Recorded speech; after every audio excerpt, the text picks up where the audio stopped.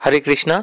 आज हम नवे अध्याय का 26वां श्लोक पढ़ेंगे। 9.26 पत्रम पुष्पम फलम तोयम ये मे भक्त्या प्रियच्छति तत् अहम भक्ति उपहर्तम अश्नामि प्रियत आत्मना।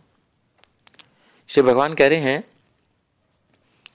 यदि कोई प्रेम तथा भक्ति के साथ मुझे पत्र अर्थात पत्ते, पुष्प अर्थात फूल, फल या जल अर्थात पानी प्रदान करता है तो मैं उसे स्वीकार करता हूं।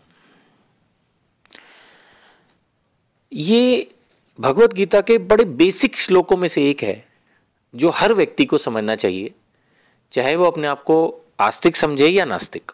इवन नास्तिक के लिए भी इंपॉर्टेंट है। भगवान ने भगवत गीता के 3 अध्याय के 13वें श्लोक में ये बात कही है कि जो लोग मुझे बिना अर्पित किए भोजन खा लेते हैं वह एक पाप है। इस श्लोक में भगवान बता रहे हैं कि उनको किन चीजों का भोग लगाना चाहिए और कैसे लगाना चाहिए। तो यहां भगवान बता रहे हैं कि जो प्रेम तथा भक्ति के साथ मुझे भोग लगाता है उसे मैं एक्सेप्ट करता हूं, उसे मैं स्वीकार करता हूं। प्रेम तथा भक्ति होनी जरूरी है। क्या स्वीकार करता हूं? कोई भी पत्ता, जैसे तुलसी पत्ता भगवान के भोग में लगना जरूरी होता है, भगवान उसके बिना भोग एक्सेप्ट नहीं करते। तो कोई भी पत्ता में, जैसे तुलसी पत्ता हो गया, या भगवान को आप फूल चढ़ा सकते हैं, या कोई भी फल। फल का मतलब सिर्फ वो नहीं जिनको हम फल समझते हैं। देखा जाए तो अगर गेहूं जो है, अन्न का जो भोग लगता है, वो भी फल की कैटेगरी में आएगा, क्योंकि वो भी उस पेड़ का फल है। या कोई भी सब्जी है तो वो भी अपने आप में उस जो भी उसको कहें छोटा पेड़ होता है या जो भी एक सिस्टम है, एक तरह से वो उसका फल है। तो इसी में सभी एक तरह से vegetables, fruits, all kinds of, ये आपका राइस, अन्न, दाल वाल सब इसी में आ गया। एंड जल, कोई भी जूसेस भगवान को हम ऑफर कर सकते हैं, ये सब चीजें इसके अंदर आती हैं। बट एक चीज, संस्कृत के श्लोक को अगर हम ध्यान से पढ़ें तो भक्ति शब्द जो है वो 2 बार यूज किया गया है। एक बार आया शब्द भक्त्या और एक बार आया भक्ति उपहर्तम। भक्त्या शब्द का यूज किया गया है मीनिंग भक्ति पूर्वक, और भक्ति उपहर्तम का मतलब है भक्ति भाव से अर्पित। तो प्रभुपाद जी ने अपने श्लोक के परपट में भी लिखा है कि संस्कृत के इस श्लोक में 2 बार भक्ति शब्द का इस्तेमाल किया गया है, जो ये प्रूव करता है कि भगवान को कोई भी चीज तभी चाहिए जब हम भक्ति भाव से दें, प्रेम भाव से दें, सेवा भाव से दें। जबरदस्ती का सौदा या दूसरों को दिखाने के लिए दिया गया दान भगवान एक्सेप्ट नहीं करते। भगवान अभक्तों का लिया हुआ डोनेशन नहीं लेते हैं। बहुत फेमस कथाएं आप सबने सुनी होंगी, मैं तो जस्ट एक रिपीट ही कर रहा हूं कि दुर्योधन की मेवा त्याग दी थी और विदुर के घर साग खाया था, या श्री राम ने भिलनी के बेर खाए थे।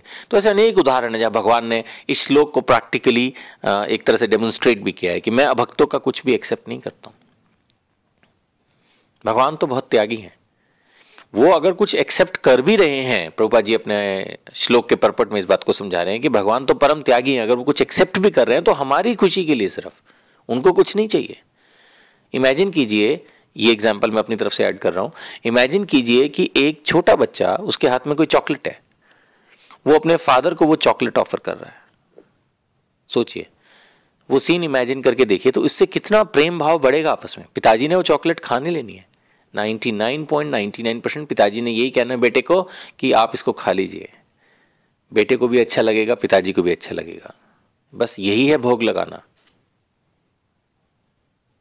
यही है भोग लगाना।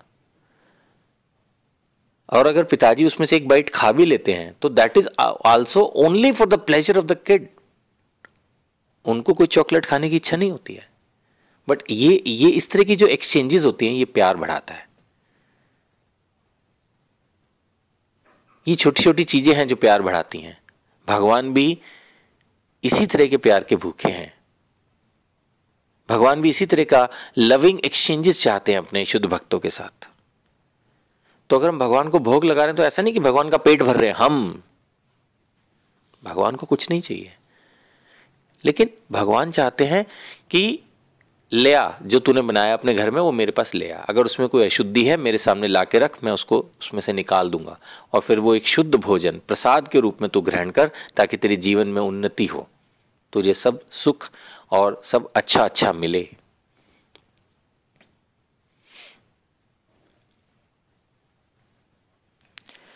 कुछ चीज़ें हैं जो प्रभुपाद जी ने अपने श्लोक के परपट में डिस्कस की हैं कि जो हमें ऑफर नहीं करनी चाहिए। बड़ी ऑब्वियस सी चीज़ें हैं, जैसे अंडा है, मीट है, अल्कोहल है, चाय है ना, प्याज और लहसुन से बनी वस्तुएं हैं, ये सब चीज़ें भगवान को ऑफर नहीं करनी चाहिए। अगर हो सके तो वर्क लगी मिठाई भी ऑफर नहीं करनी चाहिए। तो मतलब इस तरह की कुछ चीज़ें हैं जो भगवान को ऑफर नहीं करनी चाहिए। तो ये श्लोक बहुत ही प्यारा श्लोक है, इसको ध्यान से पढ़ें। और ये श्लोक हमें ये सिखाता है कि भक्ति करने के लिए हमें पैसे की ज़रूरत नहीं है, सिर्फ प्रेम भाव की ज़रूरत है। गरीब से गरीब भी भगवान को प्रसन्न करने के लिए सड़क से तोड़ के एक फूल दे सकता है, और कुछ नहीं हो तो पानी तो अर्पित कर ही सकता है। हर मंदिर में पानी का नल तो फ्री लगा ही होता है। देखा होगा आपने अनेक भक्तों पे, अनेक भक्त जो हैं वो जब शिव जी के दर्शन करते हैं तो उन पे जल अर्पित करते हैं। तो ऐसा नहीं है कि शिव जी कहेंगे अच्छा भैया जल ही अर्पित कर रहा है, ही फील्स हैप्पी। भगवान भी यहाँ पे इस बात को सर्टिफाई कर रहे हैं कि अगर कोई मुझे फल देता है, फूल देता है, जल देता है, बट लेकिन भक्ति पूर्वक देता है, प्रेम पूर्वक देता है, मैं एक्सेप्ट करता हूँ। यानी एक तरह से भगवान खुद बता रहे हैं लविंग एक्सचेंजेस। हरे कृष्णा।